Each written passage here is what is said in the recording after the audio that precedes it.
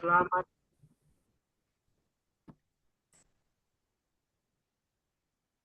selamat pagi rekan-rekan sekerja dalam Tuhan. Bisa santai ya. Ya, renungan kita masih bertemakan bertandinglah dalam pertandingan iman yang benar. Kalau kalau kita melihat pertandingannya yang benar atau pertandingan iman yang benar, tentu yang menekankan dalam renungan pagi hari ini adalah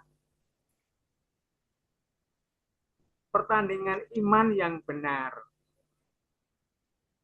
Nah, ini teman-teman, ini karena kita eksklusif di kalangan Kristen, saya melihat fokus iman dulu. Fokus iman kekristenan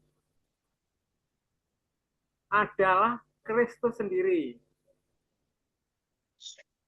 Ya, saya pikir uh, jadi iman yang benar menurut perspektif Alkitab adalah Kristus sendiri.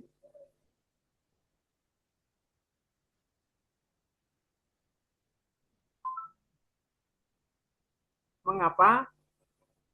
Karena Kristus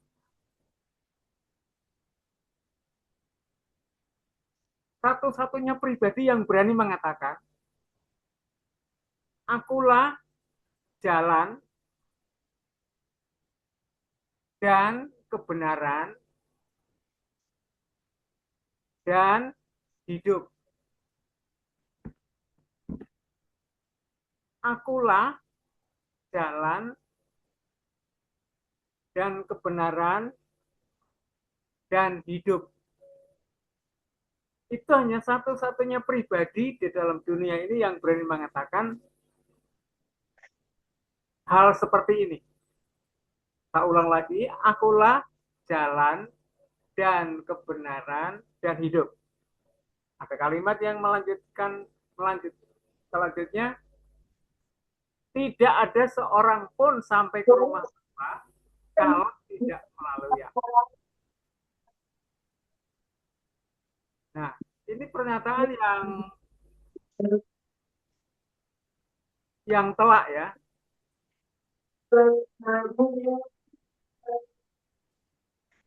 Jadi dalam konteks ini apakah di luar jalan dan kebenaran dan hidup ini tidak ada jalan ke surga? Ini saya karena bicara di kalangan teman-teman Kristen,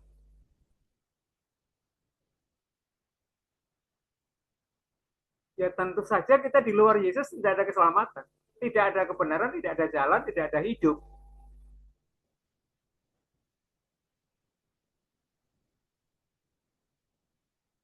Ini kalau didengar teman-teman saudara kita Nebayat Kedar, ini pernyataan yang tegas dan jelas bahwa akulah jalan dan kebenaran dan hidup. Akulah kebenaran. Memang siapa dia berani mengatakan demikian? Siapa dia berani mengatakan akulah kebenaran? Akulah jalan satu-satunya. Ibu Bapak. Ya memang karena dia dari sana. Yesus Kristus yang banyak pembicara seluruh dunia ini hampir sama. Yesus Kristus atau Sang Mesias itu dari sana. Makanya dia mengatakan, akulah jalan ke sana.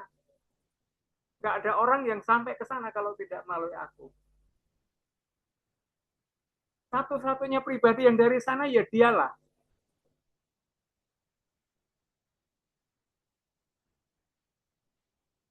di luar dia nggak ada kebenaran, ini agak, kalau ini harus berani mengatakan,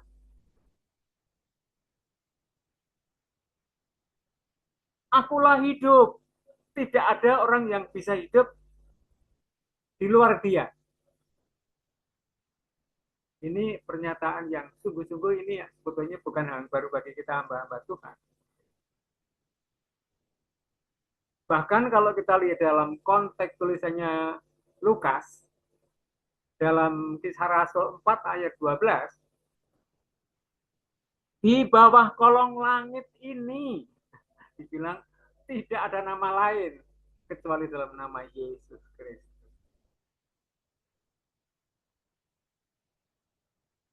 Ini tetangga saya sedang cari sesuatu,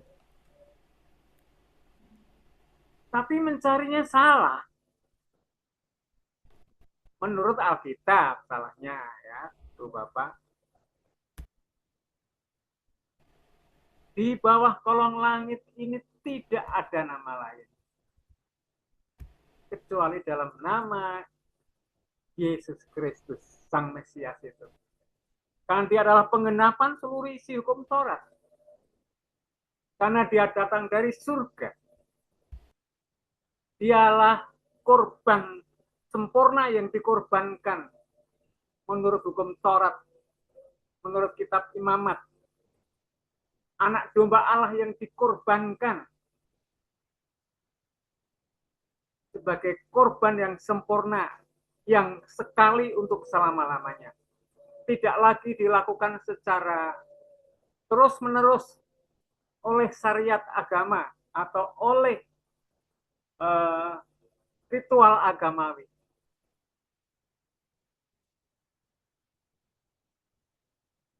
Nah, ini kesimpulannya adalah pertandingan iman yang salah adalah di luar Yesus. Nanti kita diskusi ya. Ini kembali ke basic sebenarnya. Nah, saya lihat analogi dalam konteks bertandinglah dalam pertandingan iman yang benar. Saya lihat di dalam tadi yang disebutkan Pak Raffles tadi adalah di 2 Timotius 2 ayat 1 sampai 6 kalau nggak salah ya. Nah, ini dalam konteks sebagai orang yang turut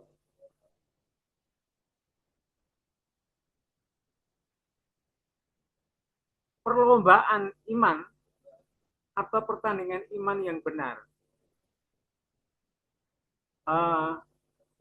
Kalau yang renungan kemarin banyak orang sudah dibahas ini ya.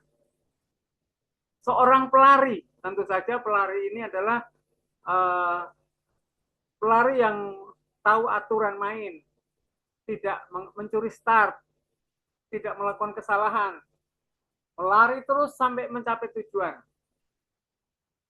Memang ada pendapat yang mengatakan yang penting bukan paling nomor lebih duluan, tapi yang benar menurut peraturan.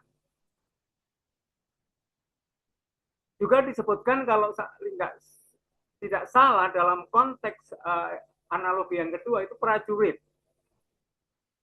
Nah, tentu saja pertama tadi adalah mengikuti peraturan yang benar. Pertandingan iman yang benar.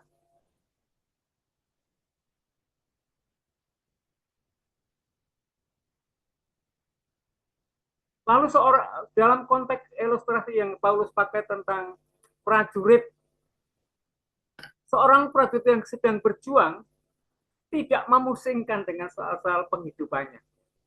Fokus kepada komandan Kristus ya.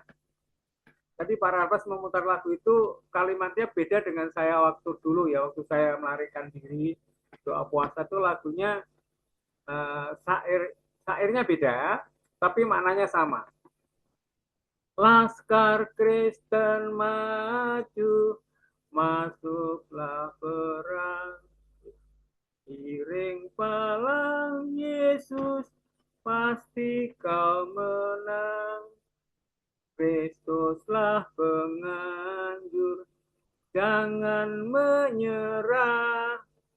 masuk peperangan, lihat panjinya, dan seterusnya.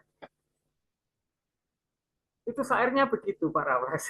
Yang aku ingat tidak pernah lupa, karena itu peristiwa yang nyata dalam yang aku alami. Seorang prajurit yang sedang berjuang, itu harus fokus kepada komandan. Harus hidup bergantung kepada komandan. Dan dalam konteks tata militer di Indonesia ini, seorang tentara yang ikut perjuangan perang, itu seluruh keluarganya, anaknya, itu ditanggung negara. Saya punya murid ya, yang dia kebetulan papanya tentara, anaknya 3 kalau nggak salah itu semua ditinggal ketika papanya tugas menjadi tentara. Jadi tahu-tahu sudah lahir ya, sudah besar, ada yang agak besar, baru datang dari tugas peperangan. Nah itu ilustrasi sebagai prajurit yang sedang berjuang tidak memusingkan dengan soal-soal penghidupan. Saudara, saya pribadi sejak tahun 86 ya, itu memang yakin panggilannya Tuhan. Ketika orang tua saya ngomong, kamu jadi hamba Tuhan bisa kaya enggak? Kok Bapak bilang gitu? Kamu jadi hamba Tuhan bisa kaya enggak? Kok Bapak ngomong gitu? Pikirkan, ini ada panggilan ke calon pegawai negeri, Ibu Bapak. Apa kamu ingin tetap jadi hamba Tuhan? Saya jawab, iya, iya Pak. Karena bukan aku yang memilih, tapi Tuhan yang memilih aku untuk menjadi hambanya Pak. Hamba, ayah saya kelihatannya agak kecewa.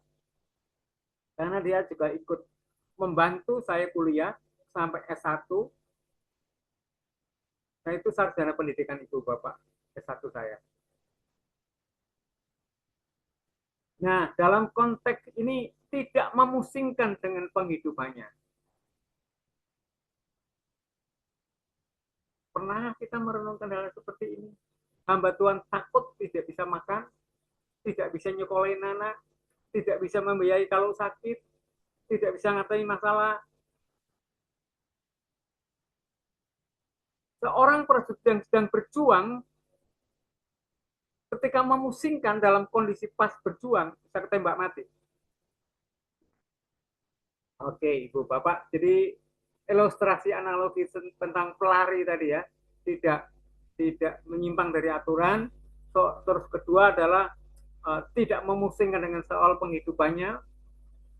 Nah, yang ketiga ini saya akan cocokologi ya tentang ilustrasi sebagai petani. Ini kita ambil. Kebetulan saya senang bertani ya. Seorang olahragawan hanya dapat memperoleh mahkota sebagai juara apabila ia bertanding menurut peraturan olahraga. Dan seorang petani, nih ayat 6 yang berikutnya ya. Seorang petani yang bekerja keras, ini komparasinya. Jadi selain tadi fokus kepada komandan, tidak memusingkan dengan kehidupannya, lalu juga ikut bertanding dengan peraturan yang benar, melatih diri sebaik-baiknya jadi pelari yang tekun, yang terfokus kepada tujuan akhir. Nah ini ilustrasi kedua ini, ilustrasi ketiga ini seorang petani. Saya waktu sejak kecil itu kadang ikut ke sawah dengan kakek saya atau om saya yang bekerja di sawah. Petani itu kerja keras. Saya lihat habis subuh itu bangun, langsung ke sawah. Jam kurang lebih jam 5 sampai jam 9, jam 10 itu di sawah. Mengerjakan hal-hal yang di dilakukan untuk baik kalau musim menanam ya menanam, kalau musim merawat. Pokoknya jam-jam pagi sampai jam 9-10 itu mereka di sawah kerja keras. Nanti baru pulang istirahat, lalu sore sekitar jam 3 sampai jam 2 sampai jam 4, 2 jam itu di sawah lagi. Begitu terus dia eh, saya amati waktu saya kecil dengan keluarga besar, keluarga nenek nenek kakek saya. Jadi kerja keras, prinsipnya sama. Eh, Bekerja tidak setengah-setengah dan hasilnya juga melimpah.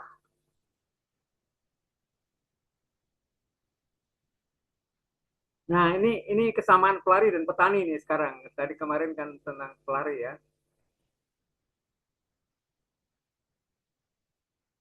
Seorang petani ini juga harus disiplin latihan loh.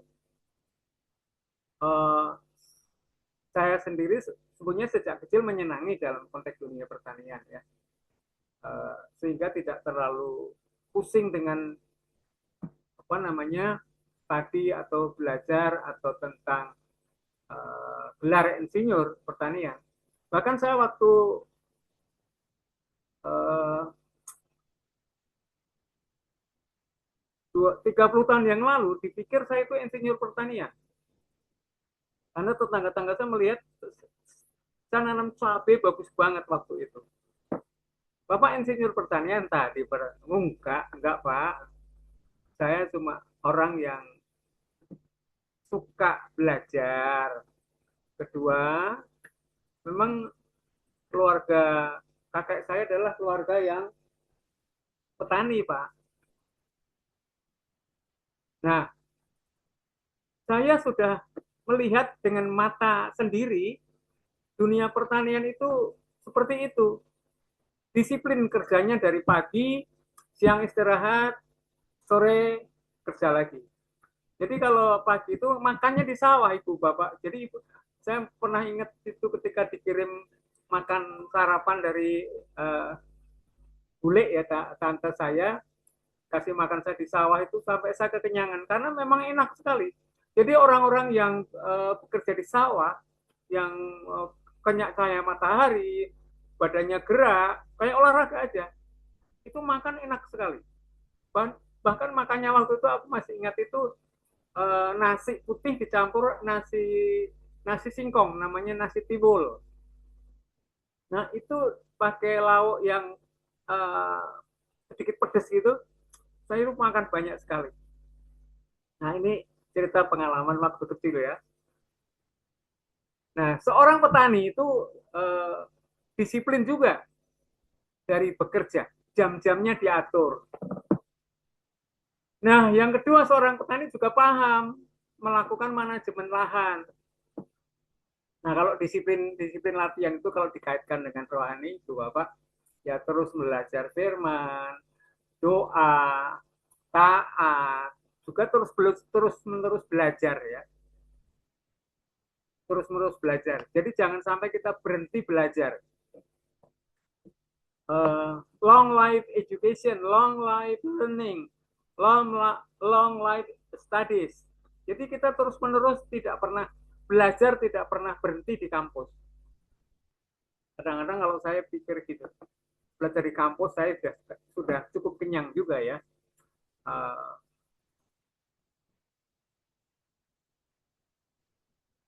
Ternyata memang intinya belajar bukannya di empat dinding itu enggak, tapi dimanapun dengan siapapun, kapanpun itu belajar. Itu Bapak ini kita semua pasti tahu bahwa uh, walaupun walaupun kalau kita belajar di universitas akhirnya kan mendapatkan gelar. Tapi teman-teman saya juga banyak sekali yang mendapat gelar tapi tidak kualifikasinya nggak pas. Karena dia itu kuliah itu terpaksa, bukan jurusannya. Ya. Lepas daripada itu semua Ibu Bapak bahwa dalam konteks pertanian kita juga harus paham manajemen tanah. Nah, ini di Alkitab ada tanah yang keras, tanah yang berbatu, tanah bersemak duri, tanah yang subur. Jadi orang-orang yang kita layani itu memang ada yang keras, ada yang berbatu, ada bersemak duri, ada tanah yang subur. Tentu kita kadang-kadang kan milih tanah yang subur ya. Tapi itu proses Ibu Bapak. Uh, saya tinggal di Cirebon ini, tanahnya kebanyakan keras. Bagaimana mengolah menjadi tanah yang subur? Nanti kita lihat filmnya ya, singkat. Nah, dalam konteks ini, seorang petani juga harus paham. Selain disiplin, tapi juga harus paham siapa yang kita layani. Nah, kalau dalam konteks pemuritan, ini pemuritan itu ada yang betul-betul berlipat ganda, ada yang setengah berlipat ganda, ada yang tidak berlipat ganda, ada yang pancet. Tiga paham yang dan melakukan tentang, misalkan kita juga harus paham tentang yang kita tanam itu biji, benih, atau bibit.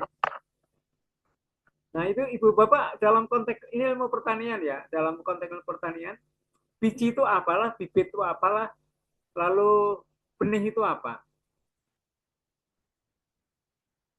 Kalau Ibu Bapak tahu tentang pertanian ini, bibit itu sesuatu yang sudah ada indikasi jadi, potensi ya.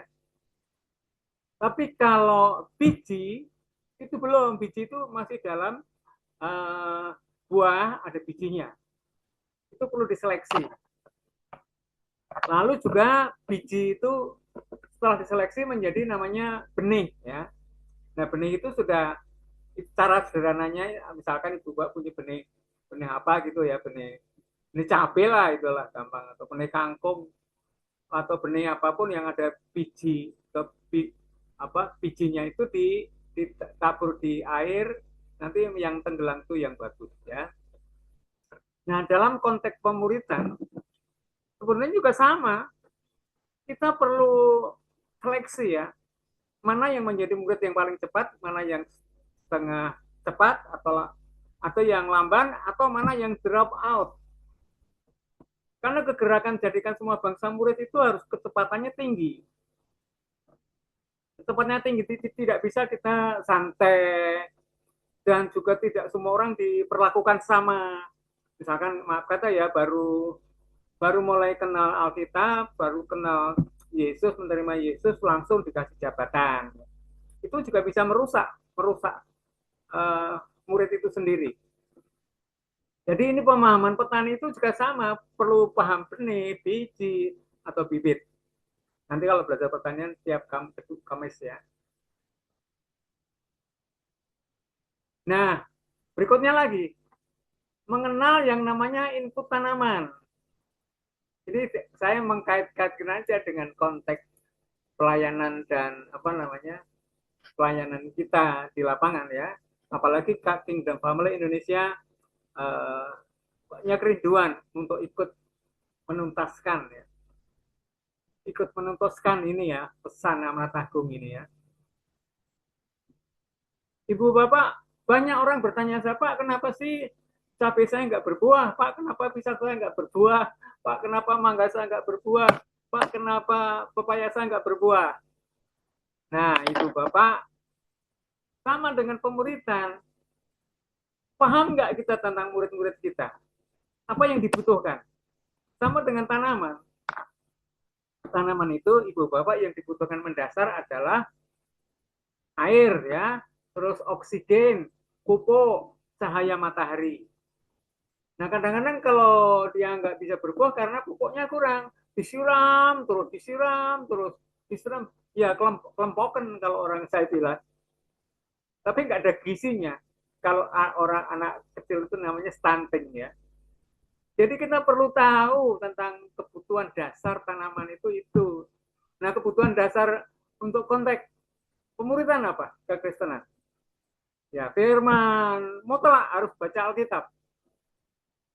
Harus terus-menerus, terus banyak berdoa kepada Tuhan sebagai intimasi dengan Tuhan. Terus juga supaya lebih cepat bertumbuh adalah taat. Dan tak garis bawahi juga, selain firman, doa dan ketaatan juga terus memperluas ilmu pengetahuan ya. Jangan sampai, maaf kata ya, hamba Tuhan tahunya Alkitab saja. Tidak, itu kurang sekali ya. Perlu juga tahu ilmu-ilmu mental health yang diajarkan Butina itu. Perlu belajar tentang politik juga boleh. Perlu belajar ilmu-ilmu eksak juga boleh.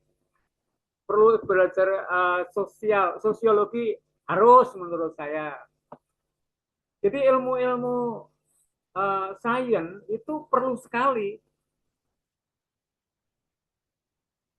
Kadang-kadang saya kadang-kadang juga mikir juga ya. Ini orang ini ngerti ya, kita enggak sih. Mari kita doakan Tuhan pasti jawab. Pasti Tuhan kabulkan, pasti Tuhan dengar, pasti Tuhan jawab, pasti Tuhan kabulkan. Tenang saja Ibu. Ibu pasti Tuhan tolong. Mati malah. Nah, jadi kadang-kadang itu, ini ngerti Alkitab atau enggak sih? Nah, Ibu Bapak kadang-kadang dalam pelayanan lapangan itu seperti itu. Jadi orang-orang kurang wawasan ya. Ya mungkin karena umur saya udah tua ya kali. Jadi tapi saya suka belajar itu terus. Kalau bahkan kalau tidak belajar mumet, pusing. Karena otak ini kosong. Kadang-kadang aktivitas saya sederhana, kadang-kadang selain di sini ini berkebun, kadang-kadang baca buku atau mungkin internetan begini, atau mungkin juga main musik, main piano, main gitar, terus berinteraksi sosial dengan, karena sudah pensiun ya dalam apa namanya, aturannya sudah umur 60 ke atas. Jadi tapi saya ketika umur 60 justru kami, aktivitas kami tertata, artinya tidak tidak diatur oleh orang lain atau organisasi lain atau lembaga lain. Ya, pernah saya masuk dalam semua sistem, semua yang ketat itu semua sudah pernah. Jadi dalam konteks pertanian itu, Bapak dalam pelayanan juga sama. Diperlukan teamwork. Teamwork ya, teamwork kami terutama, teamwork kami itu saya dan istri ya. Aku menanam, istriku yang nyiram, tapi Tuhan yang numbuhin. Pelayanan yang efektif itu menurut saya itu adalah pelayanan yang sehati. Walaupun cuma 2 orang, tapi sehati itu dahsyat. Kami ini pengalaman lapangan ya. Ketika dengan istri itu sepakat sehati setujuan, itu dampaknya besar sekali. Bahkan kemarin kita bikin acara mengumpulkan sekota, tokoh-tokoh sekota itu berhasil. Karena aku dengan istri sejalan dalam konteks tanaman ya, tanaman. Yang kami angkat 3 kali ini adalah masalah gertam cabai. Apa sih cabai menjadi satu kegerakan? Karena cabai ternyata punya pengaruh terhadap inflasi. Cabai ternyata semua orang butuh cabai. Ternyata orang Manado tanpa cabai seperti nggak makan. Jadi saya mengambil keputusan cabai itu karena memang cabai itu gampang susah kalau ibu bapak tidak paham tentang ilmu percabean. Dan puji Tuhan saya berhasil yang mengumpulkan sekota kemarin itu, diikuti 22 kelurahan, Bu Wali Kota, Pak Camat, dulu Pak Lurah, ngumpul semua. Nah di situ, karena apa? Ini kuncinya di teamwork. Selain saya juga punya tim yang intinya istri saya, anak saya juga mendukung, sejalan, kami juga punya tim inti. Jadi kalau Kingdom Family Indonesia punya teamwork yang sehati, sejalan, itu luar biasa Ibu Bapak. Ya, tapi kadang-kadang sehati itu juga ada proses gesekan-gesekan, konflik juga bisa terjadi. Tapi kalau kita sama, dasarnya sama, saya pikir mudah ya. Nah, dalam konteks sebagai petani, Ibu Bapak, yang paling paling menggelisahkan ya kalau saya dalam pertanian itu, menggelisahkan adalah ketika tanaman yang kita tanam itu diserang penyakit. Nah, itu dia. Nah, bagaimana kita seorang hamba Tuhan, kita melihat jemaat kita, orang yang kita muridkan, sedang banyak masalah. Kita sendiri juga punya masalah. Nah, inilah diperlukan namanya ilmu pengetahuan kalau di dalam konteks tanaman. Ya, misalkan cabai orang nggak tahu caranya merawat ketika diserang hama, mati semua bisa. Nah, sama dengan konteks pelayanan Ibu Bapak. Kadang-kadang konflik terjadi, kadang-kadang saling menjatuhkan terjadi, kadang-kadang masalah-masalah timbul dalam pelayanan. Nah, di situ diperlukan manajemen konflik. Kemampuan kita untuk memahami konflik manajemen itu harus dikembangkan. Karena ini tidak bisa dihindari Bu Bapak dalam konteks tim ya, teamwork ya. Teamwork kadang-kadang juga ada konflik juga. Besi menajamkan besi, jelas kita tahu sama tahu ya. Nah Ibu Bapak, sekali lagi bertandinglah dengan pertandingan iman yang benar. Ini ilustrasi tentang pelari, olahragawan, prajurit, petani itu relevasinya tinggi ya. Nih ya Ibu Bapak, saya bertani di sini itu 2 tahunan ya, kurang 2 tahun lebih lah. Teman-teman Kingdom ada yang pernah datang ke sini dalam kondisi masih kosong. Saya beli lahan di sini, lalu saya buat apa? Saya doain. Aku juga nggak nyangka akhirnya sekarang menjadi kebun kebun pelarian ya, kebun pelarian. Teman-teman istri saya, Pak jangan dikasih kebun pelarian, kebun perdamaian. Kata para pres, kebun pemulihan. Wis apa jare. Tapi yang penting memang kenyataannya di kebun kita ini banyak orang yang curhat. Banyak ya, dari 2.000 orang lebih yang ke kebun kami itu kebanyakan duduk, kalau duduk di bawah pohon mangga ya, kami salah ini kita ada 1, 2, 3, 4 mangga. Itu kalau duduk itu kebanyakan curhat. Makanya saya bilang ya kebun pelarian aja. Nah ini proses ini 8 bulan Ibu Bapak tentang saya nanam pertama itu nanam pepaya California. Nah ini juga ada ilmunya.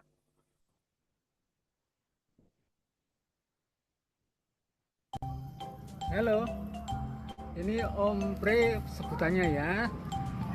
Ditemani anakku Yuswa Randy. Kami ada di tengah-tengah kebun pepaya 2 tahun yang lalu. Pepayanya ini banyak orang bilangnya subur. Kenapa subur? Karena tanahnya diolah ya. Tanahnya itu sudah diolah. Sebelum diolah itu tanahnya bersemak duri seperti itu. Nih semak duri. Ya. Om Pre apa namanya? Buang dikit-dikit, bersihkan dikit-dikit. Ya, ini yang sudah dirapikan ini ditanamin. Nah ini Om Pre ingat ajaran Alkitab itu kan ada 4 jenis tanah ya. Tanah yang subur, tanah yang berbatu, tanah yang bersemak duri ini, lalu ada tanah yang keras ya. Itu menggambarkan orang-orang percaya yang ditaburi firman, tapi ada yang bertumbuh, ada yang kurang bertumbuh, ada yang tidak bertumbuh sama sekali. Nah ini tanah yang subur ini bertumbuh. Kenapa? Karena lihat ya, cirinya tanah yang subur ini, lihat ini selalu apa namanya ini, daunnya itu segar, setiap pagi itu fresh ya.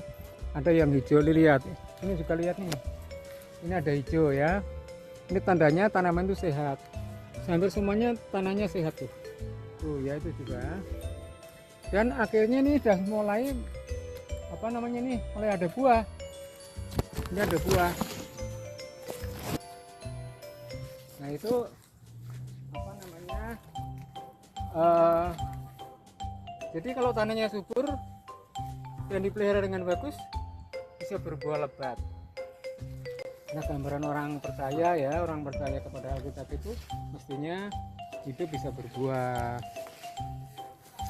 Berbuah itu ada 3 ya cirinya, buah karakter, itu buah karakter, buah pertobatan ya, lalu ada buah roh ya, kasih, sukacita, damai sejahtera, itu nikmat. Terus terakhir buah jiwa-jiwa. Itu harapan Om Pre ya kepada orang-orang percaya. Jadi berkebun ini menyenangkan. Om Pre udah umur 60 lebih, ini adalah hiburan tapi produktif. Selamat pagi, selamat beraktivitas. God bless. Itu petani-petani ala ala Cirebon ya, Ibu Bapak. Saya kira kesimpulannya adalah sederhana. Bertandinglah ikut pertandingan iman yang benar. Itu ilustrasi tadi saya pikir perlu kita renungkan. Sebagai pelari, tidak melanggar aturan. Sebagai prajurit, tidak memusingkan soal kehidupannya, fokus pada komandan. Olahragawan sama, dia melatih diri hebat sekali sehingga dapat juara.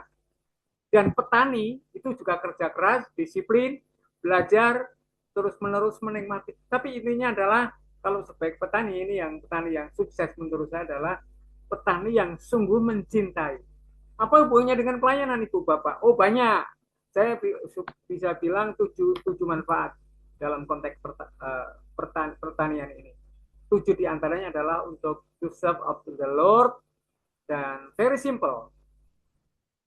Uh, dan ujungnya kalau kita sudah tahu bagaimana memilih biji, memilih bibit, memilih benih, itu akhirnya ketika kita mampu merawat, kita mampu memilih, dan akhirnya menjadi berbuah lebat ya dalam konteks kekristenan, berbuah jiwa-jiwa. Kita juga menikmati hidup, menjadi saksi hidup, menjadi magnet. Kita juga terus-menerus diperbarui secara posisional, progresif, final. Itulah seorang yang ikut bertanding dalam pertandingan iman yang benar dan akhirnya ujungnya berbuah lebat. Nah, ketika berbuah lebat kita semakin menyenangi, prosesnya senang, hasilnya senang, mengawali senang. Tapi untuk bisa senang itu senang itu berproses, Bu Bapak. Saya punya murid banyak di sini, itu semuanya berproses ya.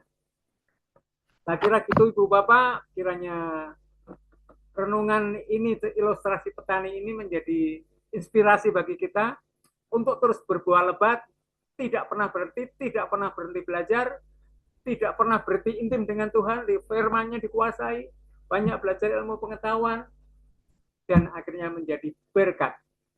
Makasih, amin. Tuhan berkati.